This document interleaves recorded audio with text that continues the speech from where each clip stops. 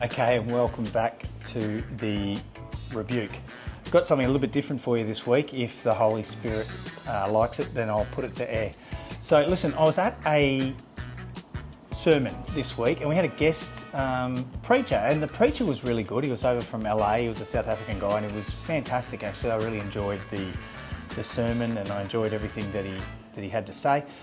Yet he kept referring to the heart as the subconscious, and going into your subconscious. And you hear a lot about this in the world. A lot of the worldly philosophies and theories now talk about the subconscious. And now this is a little bit of my wheelhouse and a little bit of my area. When I say a little, it's actually a lot. That's where I came from before I found Christ. And again, it's another story for another day.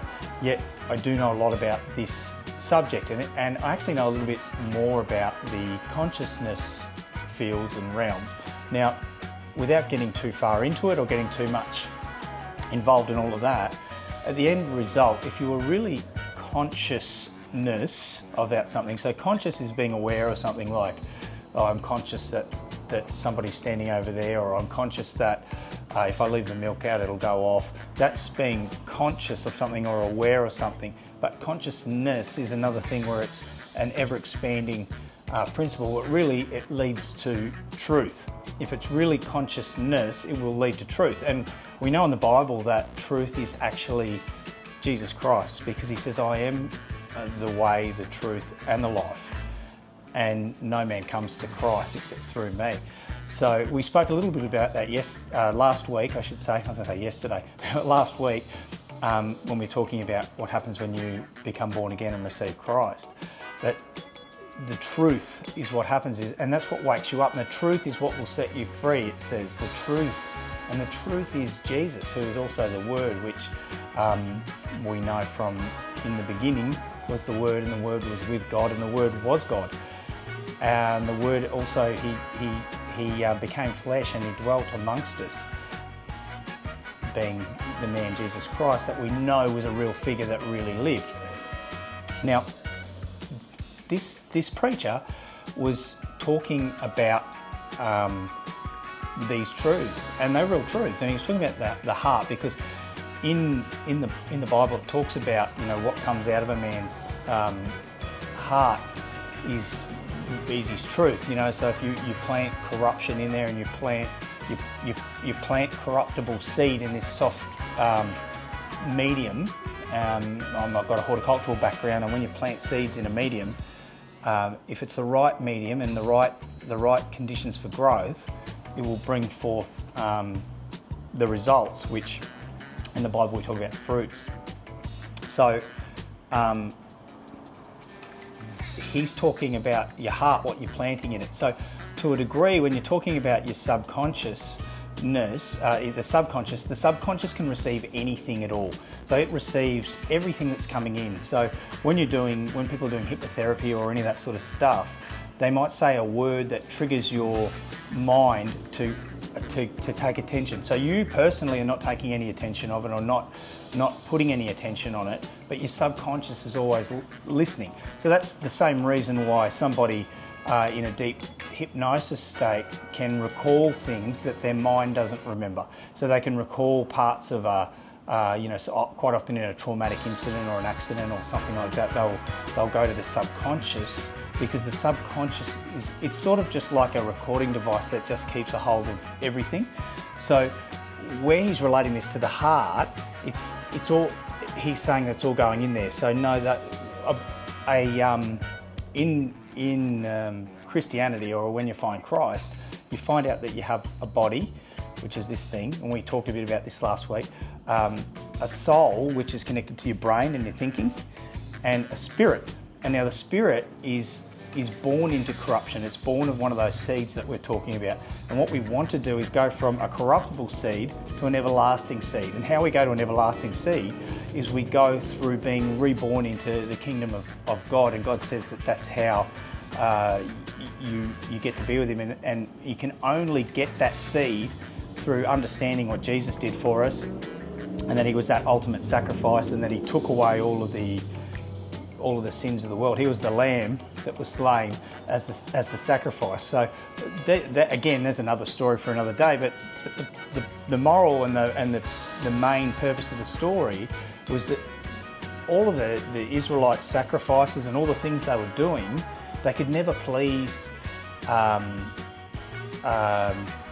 God entirely, because they were always making the mistakes and always having to make the sacrifices and do the things, and they were always trying to skirt the system in a way or do something in that regard, where Jesus was the ultimate sacrifice, the only man that was ever perfect and lived without blemish or issue or sin.